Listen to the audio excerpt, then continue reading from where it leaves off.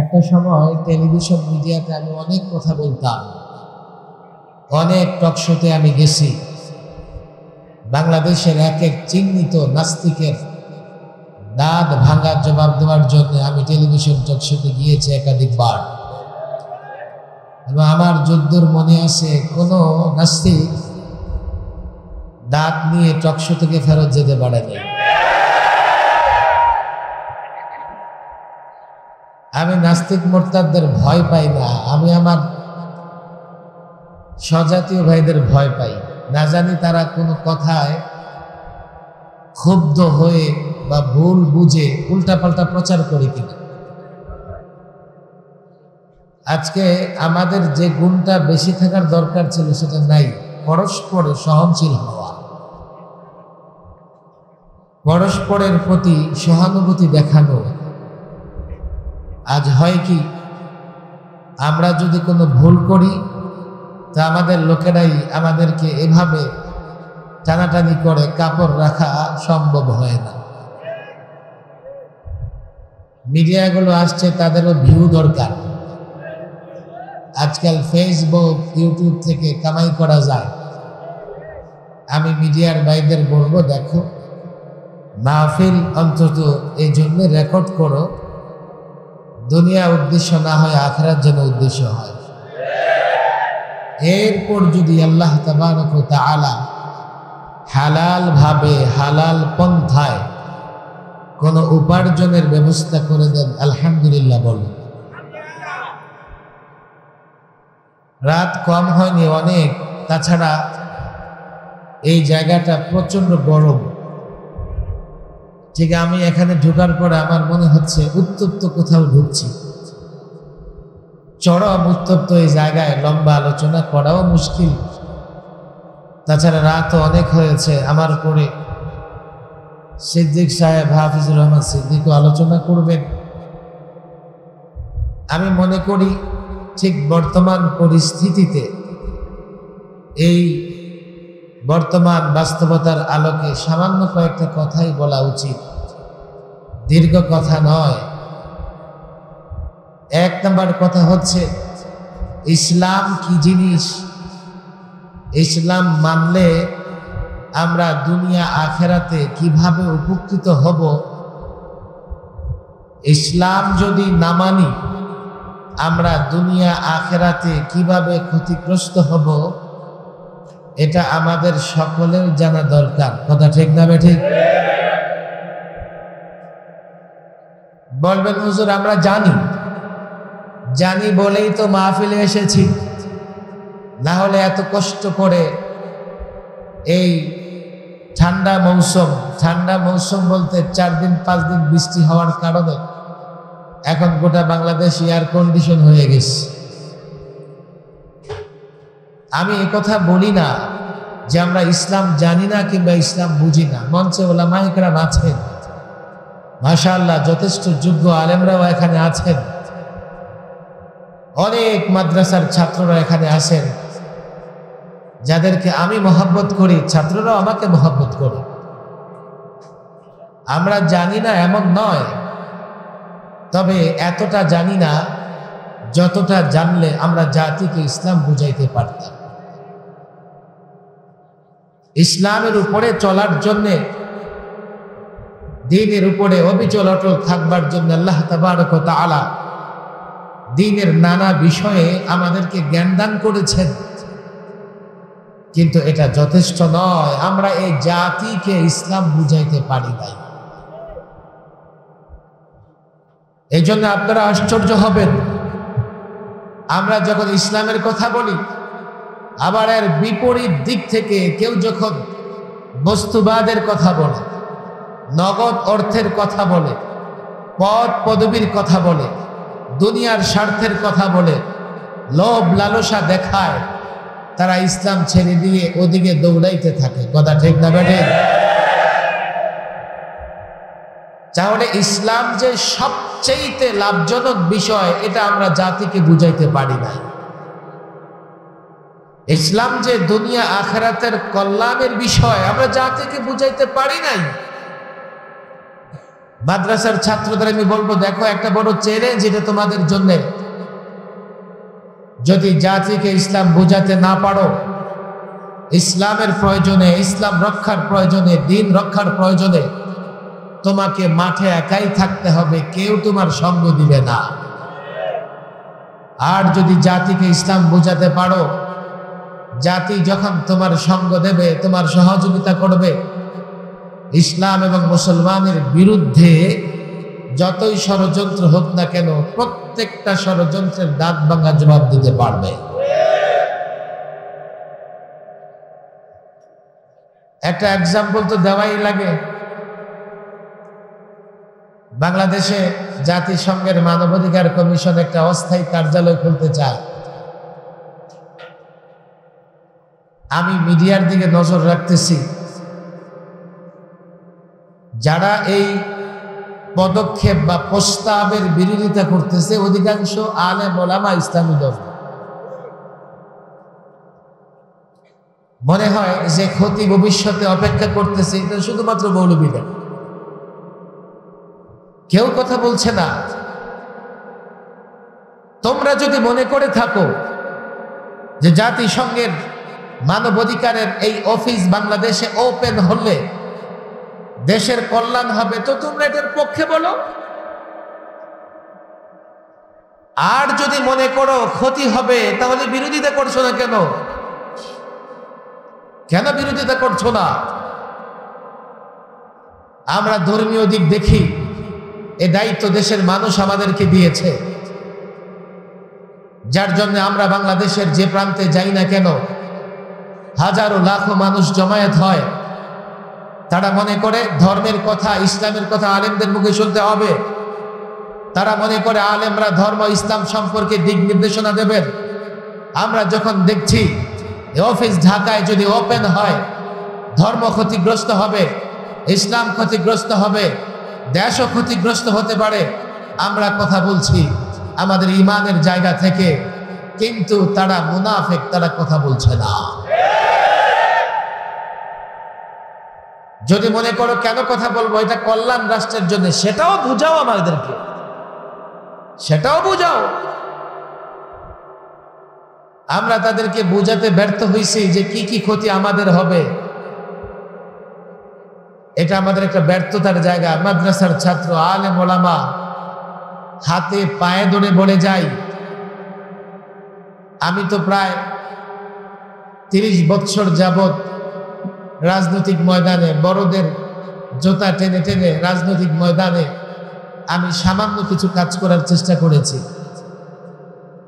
এই দীর্ঘ সময় কাজ করার পরে আমার যা উপলব্ধি হয়েছে সেটা এটাই যে আমরা জাতিকে ইসলাম বুঝাতে পারি নাই।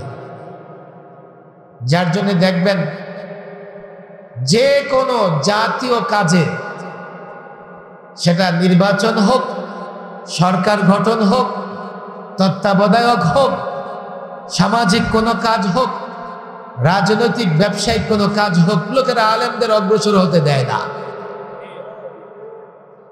আলেমদের অগ্রসর হতে দেয় না। তারা ইসলাম বুঝে না, যার জন্য আলেমদের কদরও বুঝে না।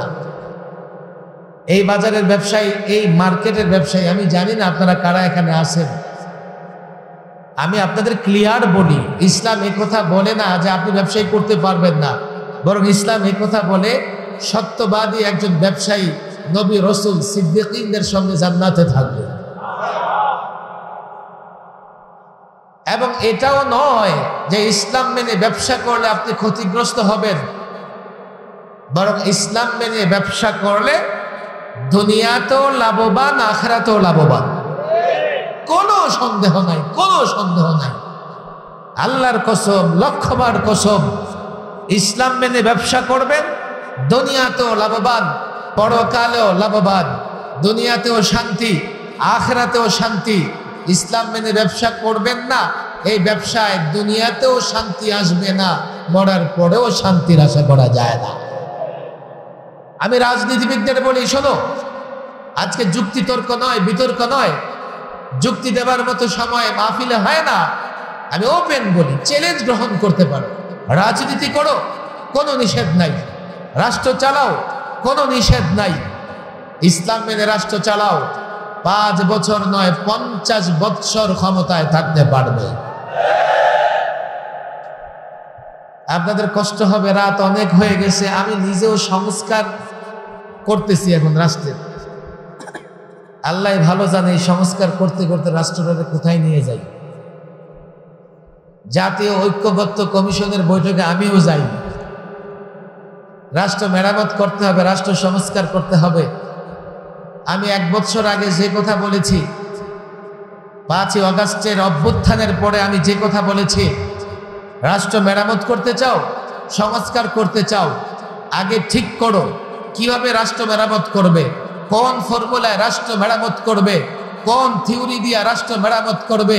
কোন তন্ত্র মন্ত্র দিয়া যদি রাষ্ট্র মেরামত করতে চাও, 9-6 হবে, রাষ্ট্র মেরামত হবে না, সংস্কার হবে না।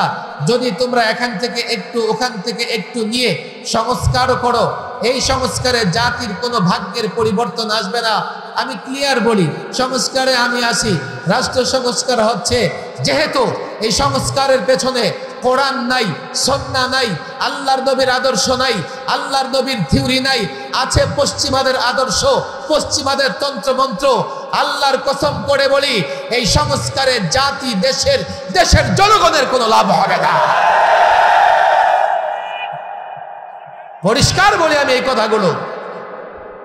আমি দেখতেছি বসে বসে কি সংস্কার হচ্ছে। রাষ্ট্র চালাতে যাও, যুবক রাজনীতি করতে চাও, করো না। এই সংস্কারে এখন কয়েকটা বিষয় যুক্ত হয়েছে। 10 বছরের বেশি প্রধানমন্ত্রী টানা কেউ থাকতে পারবে না। 2, ভালো করে বুঝেন, মেয়াদ 4 বছর, এখনো পাশ হয় নাই, 1 বছর কমেছে, 4 বছরের প্রস্তাবনায় আছে, হয়তোবা 5 বছর। এই প্রচলিত তন্ত্র মন্ত্র সিস্টেমে ক্ষমতায় থাকলে 5 বছর থাকতে পারবে, আর টানা থাকলে 10 বছর থাকতে পারবে। আর যদি ইসলাম মেনে রাজনীতি করো, 50 বছর থাকলেও তোমার কেউ নামাতে পারবে না। আমারে বুঝান রে ভাই, একটা মানুষ ভালো, ইসলাম এবং প্রচলিত তন্ত্রের এই জায়গাটায় বড় পার্থক্য আছে, বুঝার চেষ্টা করেন। এই যে 10 বছর 5 বছর ভাগ করা আছে, একটা মানুষ ন্যায় পরায়ণ সৎ, 10 বছর পরে তার ক্ষমতা ছাড়তে হবে কেন? সে থাকুক। আবার আরেকটা অসৎ মানুষ ক্ষমতায় চলে গেছে, কোনোভাবে ধান্দা ফান্দা করে, আর 10 বছর তার মাইর খাইতে হবে। ইসলাম মেনে রাজনীতি করো। কোন শাসক যদি জনগণের সঙ্গে খেয়ানত করে, কোন শাসক যদি জনগণের সম্পত্তি আত্মসাৎ করে, কোন শাসক যদি চাঁদাবাজি করে, টেন্ডারবাজি করে, শাসক দলের লোকেরা 24 ঘন্টা তাকে ক্ষমতায় থাকতে দেওয়া যাবে না। আর যদি জনগণের কল্যাণে কাজ করো, 10 বছর কেন 10,000 বছর হাত ফেলে থাকো, সমস্যা কি? এর মানে হলো ইসলাম মেনে রাজনীতি করলে তুমি আজীবন ক্ষমতায় থাকতে পারবে। কোথায় সমস্যা? কোথায় ইসলাম মেনে রাজনীতি করতে? লোকেরা ইসলাম বোঝে না। ইসলাম মেনে যদি রাজনীতি করো, আমি পরিষ্কার বলি, 56,000 বর্গ মাইলের বাংলাদেশ নয়। ইসলাম মেনে যদি রাজনীতি করো, ইসলাম মেনে যদি রাষ্ট্র পরিচালনা করো, ইসলাম মেনে যদি দেশ পরিচালনা করো, আল্লাহর কসম করে বলি, 56,000 বর্গ মাইলের বাংলাদেশ নয়, গোটা পৃথিবী শাসন করতে পারবে। আমরা করেছি, আমরা ইউরোপ শাসন করেছি, এই স্পেন শাসন করেছি। মাদ্রাসার ছাত্রদের বলি, দেখো, নিজেকে হীনমন্যতায় রেখো না, দুর্বল মনে করো না। আজকে তুমি মনে করো কোরআন সুন্নাহ পড়ে কিছুই করতে পারছো না। তুমি জানো এই কোরআন সুন্নাহ পড়ে আমাদের আকাবির আসলাফরা স্পেন ইউরোপ শাসন করেছে 782 ইয়ার্স, 782 বছর। মুসলমানরা ইউরোপ স্পেন শাসন করেছে।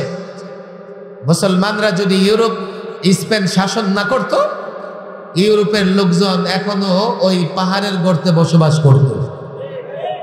আমাদের পাশের দেশে কষাই আছে না নাই? 16 বছর আমাদের সঙ্গে তার আত্মীয়তার সম্পর্ক ছিল, আমরা এবার পাস করে দিয়েছি। যাও, তোমাদের বিরহ আমাদের ভালো লাগে না। এখন ওরা যথেষ্ট আরামে আছে, থাকুক, থাকতে দেন, যতদিন আরামে থাকতে পারে। মাঝে মধ্যে তার বক্তৃতায় বাংলাদেশি মুসলমানদের বিরুদ্ধে সে বক্তৃতা করে, অথচ এই কসাই জানে না ভারত শুধুমাত্র একটা গোত্র মোগলরাই ভারত 700 শাসন করেছে 400 বছর।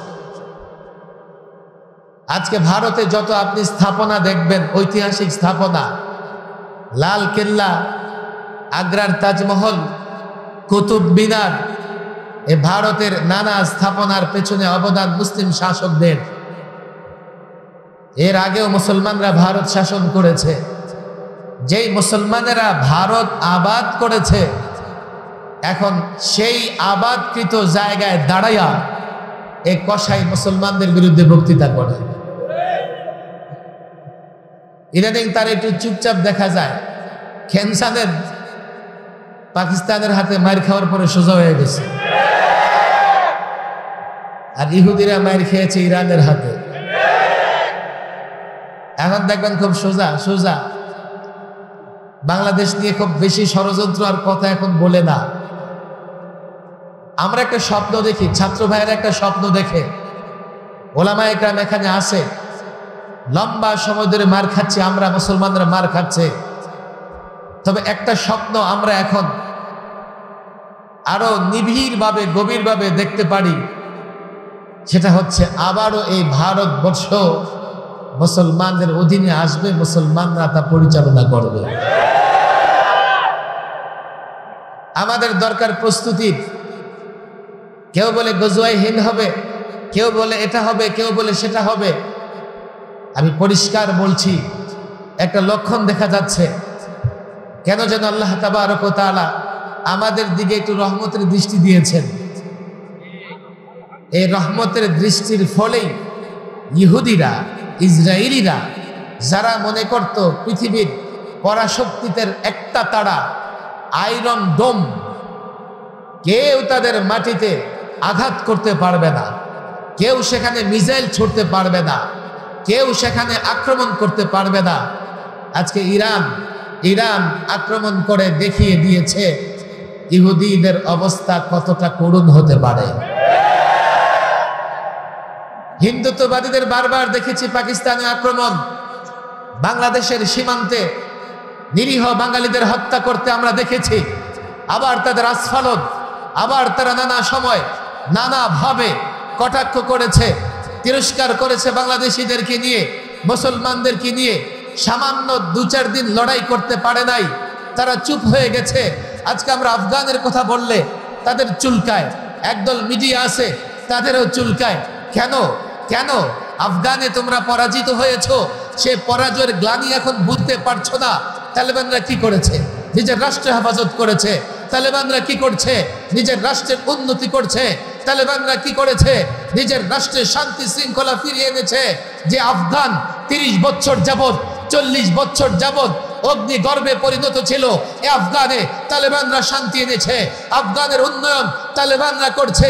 তাদের ব্যথা অন্য জায়গায়। তারা মনে করে বাংলাদেশ, পাকিস্তান, আফগান মুসলমান রাষ্ট্রগুলো যদি শক্তিশালী হয় আর মুসলমানদের গোলাম বানানো যাবে না। সন্ত্রাসী বলে, জঙ্গি বলে মুসলমানদের উপর অত্যাচার করা যাবে না। সন্ত্রাসী বলে, জঙ্গি বলে মুসলমান রাষ্ট্রগুলোকে অবরোধ করা যাবে না।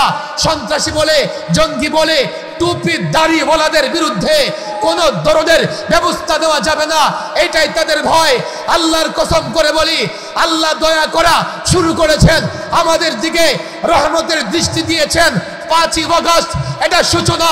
যে যারা বলে ফেসিবাদ ফিরে আসবে, আবার আসবে, প্রতিশোধ নেবে, আল্লাহর কসম ফেসিবাদ ফিরবে না। ফেরাউন ফিরতে পারেনি, নমরুদ ফিরতে পারেনি। এই সময় আল্লাহ আমাদের উপর অনুগ্রহ করেছেন, আমাদের বিজয় অভিযান শুরু হয়েছে। আল্লাহর কসম, এই ভারতে ইসলামের পতাকা উড্ডীন কবে হবে?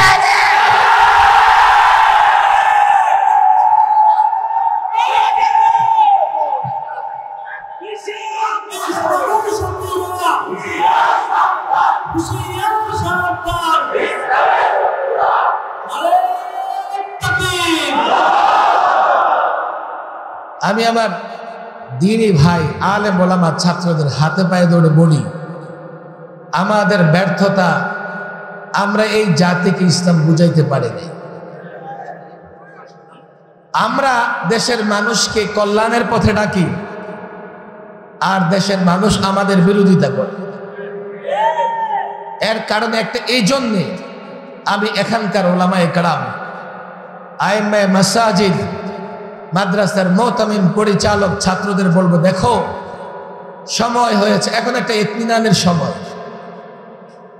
আমরা 16 বছর দৌড়ের উপরে ছিলাম,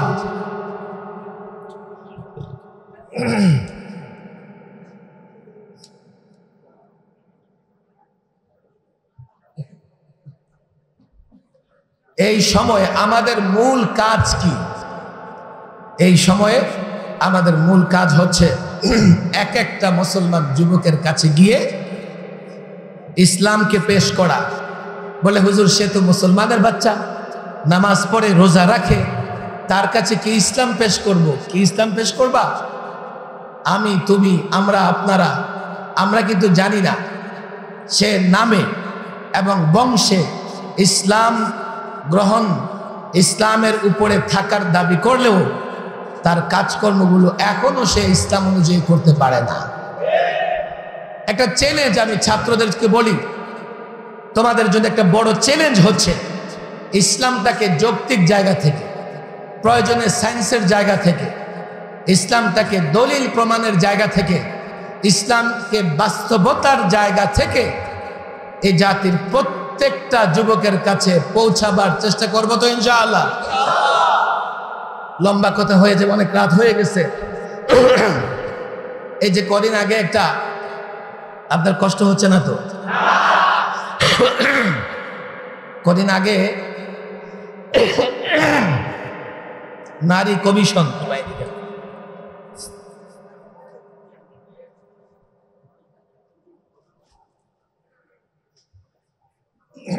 আপনাদের হয়তো মনে আছে, নারী সংস্কার কমিশন, তারা একটা প্রস্তাবনা দিচ্ছে।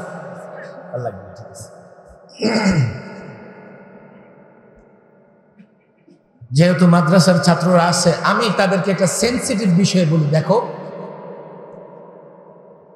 নারী বিষয়ক কমিশনের বড় আপত্তি কয়েকটা জায়গায়।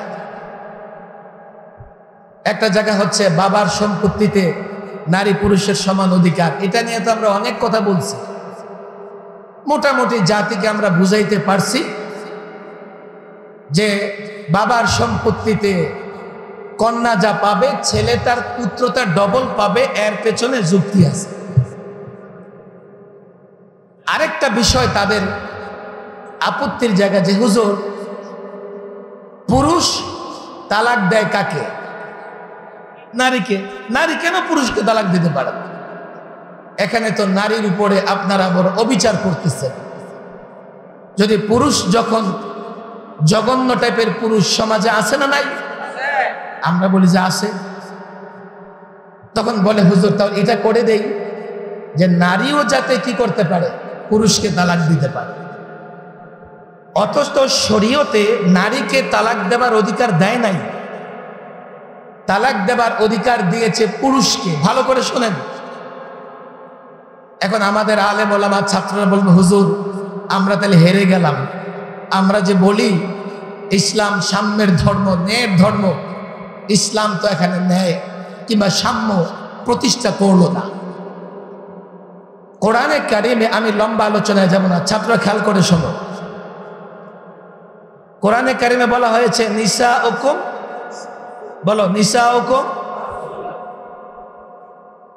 নিসাউকুম হারসুল লাকুম, তোমাদের স্ত্রীগণ তোমাদের ক্ষেত স্বরূপ। ক্ষেত, আচ্ছা ক্ষেতে কি চাষাবাদ করবে এই এখতিয়ার কৃষকের না ক্ষেতের? কৃষক সেখানে চাষ করবে কিনা, কৃষক সেখানে কি চাষ করবে এই ইচ্ছা কৃষকের, ক্ষেতের না। বল মারাত্মক হুজুর। আরে মারাত্মক না, শেষ হয় নাই। কৃষকের শুধু এখতিয়ার না, সক্ষমতাও কৃষকের, ক্ষেতের কোনো সক্ষমতা নাই। জন্যে কোন পুরুষ কোন নারীর সঙ্গে, নারীর অনিচ্ছা সত্ত্বেও সেই নারীর সঙ্গে বসবাস করতে পারে, মিলন করতে পারে, কিন্তু পুরুষের ইচ্ছার বাইরে কোনো নারী পুরুষের সঙ্গে থাকতে পারে না। আপনি দেখেন, আল্লাহর নিজামের বিরুদ্ধে আপনি কথা বলবেন? আল্লাহর সিস্টেমটাই তো এমন। মালিকানা, ক্ষেতের মালিকানা কৃষকের, শুধু মালিকানা নয়, সক্ষমতাও কৃষকের। আপনি যদি বিধানটা উল্টায় দেন, তাহলে অক্ষমকে যদি বিধান দিয়ে দেন, সে যতই চেষ্টা করুক সক্ষমকে ধরে রাখতে পারবে না। এমন বিশৃঙ্খলা হবে যা পশ্চিমা রাষ্ট্রগুলিতে হচ্ছে। 2, নারী বড় আবেগপ্রবণ। আবেগ যদি তালাক দেবার ক্ষমতা নারীকে দেওয়া হতো, এই সংসার একটাও টিকতো না। সামান্য একটু ঝগড়া লাগলে এই পুরুষকে তালাক দিয়ে চলে যেত। আর পুরুষ সহনশীল, ধৈর্য ধারণ করতে পারে। এই জন্য সংসার টিকায় রাখার জন্যে আল্লাহ তাবারক ওয়া তাআলা ক্ষমতা পুরুষকে দিয়েছেন, নাহলে সংসার টিকে রাখা যেত না। 3, ভালো করে বোঝার চেষ্টা করেন। এরপরেও যদি মনে করেন যে কোনো পুরুষ যদি খারাপ হয়, নারী তার কাছ থেকে কি করে পরিত্রাণ পাবে? যাও, আদালতে যাও। বলে, হুজুর এই আদালতে গেলে কেমনে হবে? তোমাদের কপাল খারাপ, শরীয়ত আদালত নাই। আদালত নারী পুরুষের মধ্যে পার্থক্য করে দেবে, বিচ্ছেদ ঘটিয়ে দেবে। এই আদালত দেখাই দিলেন, বাঙালির হাইকোর্ট দেখাই দিলেন, গোটা জিন্দেগি পার হয়ে যাবে। আদালতের দেয়াল পর্যন্ত টাকা খায়। হুজুর এমন একটা রাস্তা দেখাই দিলেন, অন্য রাস্তা দেখান। অন্য রাস্তা হচ্ছে যখন নারী পুরুষ বিবাহ বন্ধনে আবদ্ধ হবে, তখন নারী পুরুষকে বলবে যে আমাকে শর্ত সাপেক্ষে তালাকে তাফবিজের অনুমতি দেওয়া হোক। এই জন্য কাবিননামার 18 নং ধারায় লেখা থাকে যে পুরুষ নারীকে তালাকে তাহফিজ গ্রহণ করার ক্ষমতা দিয়েছে কিনা। তো নিচে লেখা থাকে হা। খোর পুষ বনিবনা না হলে এই স্ত্রী তার নিজের নফসের উপরে তালাক গ্রহণ করতে পারে। আপনি এবার দেখেন, কে বলেছে আমরা নারীদের উপর টর্চার করি? বিধান তো আছে, কত সুন্দর বিধান আছে ইসলামে। এইগুলো যদি আমরা এক একটা যুবক, এক একটা নারীকে ধরে বুঝাতে না পারি, কাল কোনোভাবে যদি ইসলাম প্রতিষ্ঠা করে ফেলে, নারীরা ঘর থেকে বের হয়ে যাবে আমাদের বিরুদ্ধে মিছিল করার জন্য। এক একটা বিষয় নিয়ে আসেন আপনি। ইসলাম কোথাও জুলুম করে নাই, ইসলাম কোথাও বৈষম্য করে নাই, ইসলাম কোথাও কাউকে ঠগায় নাই, সবার অধিকার দিয়েছে ইসলাম। এইটা জাতিকে বোঝানোর দায়িত্ব আমরা নিব তো ইনশাআল্লাহ। কারা কারা দিব? হাত ওয়াদা করি, হাত নামাবো না। জাতিকে ইসলাম বুঝাবো তো ইনশাআল্লাহ। ব্যবসায়ীকে ইসলাম বুঝাবো তো ইনশাআল্লাহ। রাজনীতিবিদকে বুঝাবো তো। হাত নামান। কলেজ ইউনিভার্সিটির ছেলেদের ইসলামের এক একটা বিষয় তুলে ধরে আমরা যদি বুঝাতে পারি, তখন আমরা যদি ইসলাম চাই, আমাদের সঙ্গে তারাও যদি ইসলাম চায়, তখনই ইসলাম বিজয়ী হবে। না হলে আমরা ইসলামকে বিজয়ী ধর্ম বানাতে পারবো না। আমি আইম্মায়ে মাসাজিদ, যেহেতু এখানে মসজিদ ইমাম সাহেবরা আছেন, আমি এই কথাটা আজকাল বারবার বলি, আপনারা উদ্যোগ নেন, মসজিদের মিম্বরে বসে বসে ইসলামের এক একটা জিনিসের সৌন্দর্য, এক একটা জিনিসের উদারতা, সহনশীলতা। আমি তো একটা কথা প্রায় বলি, ইসলাম কিসের ধর্ম আসে? কেমন ধর্ম? ইসলাম সৌন্দর্যের ধর্ম, ইসলাম সাম্যের ধর্ম, ইসলাম ন্যায়ের ধর্ম, ইসলাম ইনসাফের ধর্ম, ইসলাম ন্যায় বিচারের ধর্ম, ইসলাম সুষম অর্থ ব্যবস্থার ধর্ম, ইসলাম একটা টেকসই রাজনীতির ধর্ম, ইসলাম একটা টেকসই রাষ্ট্রনীতির ধর্ম, ইসলাম বিজয়ের ধর্ম। ইসলাম যতদিন থাকবে আমরা ততদিন পরাজিত হব না। এটাই জাতিকে একটু বোঝানোর দায়িত্ব। এক একটা ছাত্র অন্তত এক এক দিন এক একটা যুবকের পেছনে মেহনত করে কি করে তাকে ইসলাম বোঝানো যায়। মুসলমানের ঘরে জন্ম নিয়েছে বলেই আপনি যদি মনে করেন সে ইসলাম বুঝে গেছে, এটা ভুল। সে যদি ইসলাম বুঝতোই আপনি যখন ইসলামের নামে ডাক দিতেন আপনার কাতারে আসত। সে যেহেতু ইসলাম বুঝে নাই, আপনি ইসলামের জন্য ডাক দিলে আপনার কাতারে না এসে সে স্বার্থের কাতারে চলে যায়। কথা ঠিক না ঠিক? আমার একবার চ্যানেল আই একটা তৃতীয় মাত্রা অনুষ্ঠান টক শো, আমার উপস্থাপক প্রশ্ন করতেছে, হুজুর আপনারা কোথাও মাহফিলে গেলে হাজার হাজার লোক হয়, ভোট তো পান না। লোক হয় হাজার হাজার, মানে বড় সমাবেশ করেন,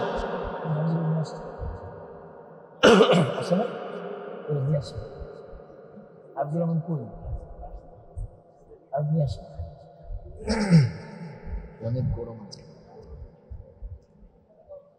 আমারে প্রশ্ন করে কি হুজুর আসছে না বাসায় বসে,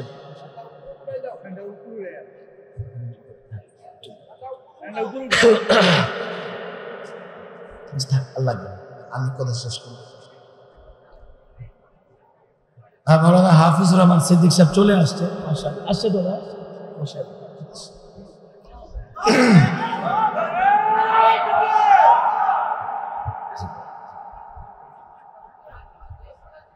আমি আমার শেষ পয়েন্ট, সর্বশেষ কথা বলতেছি, শোনেন।